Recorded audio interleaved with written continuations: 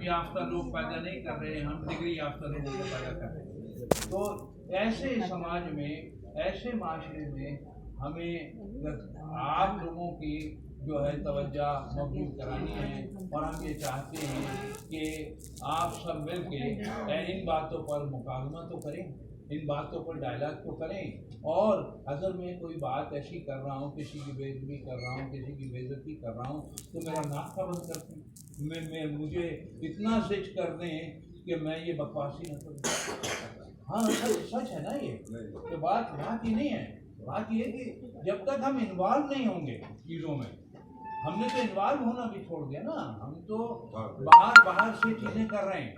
اب ہمیں افسوس یہ ہوتا ہے کہ کراچی میں ہم جاتے ہیں تو کہنے لگے صاحب، کہنے لگے یہ راحت سعید کا گروپ ہے، یہ گروپ جو ہے جعفر احمد کا ہے، یہ جو ہے آصف رضوی کا ہے، یا فلاں کا ہے۔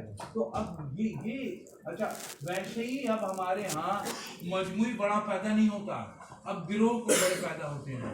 اچھا گروہ میں جب بڑے ہوتے ہیں تو گروہ در گروہ ہو گیا معاملہ، یعنی پہلے ہی اگر مجموعی ترقی پسند تحریک میں ہم لگا لیں تو 100 لوگ جمع نہیں کر پا رہے تھے، یا کر پا رہے تھے؟ ایک گروپ میں نہیں کر پا رہے تھے۔ اب جب یہ 3 گروپ ہو گئے تو اب 20 جمع کیسے کرو گے بھائی؟ اپنی بات، یا تو تمہیں اپنی بات کا یقین نہیں ہے کہ جو تم کہہ رہے ہو اس میں صداقت ہے، یا پھر تم شخصیات کے گرد جو ہے چکر لگا رہے ہو، سمجھ گئے نا؟ تو یہ والا جو معاملہ ہے، جب شخصیات کے گرد چکر لگنے لگ جاتے ہیں تو وہاں پر شعور کی بات نہیں ہوا کرتی، سیدھی سی بات ہے۔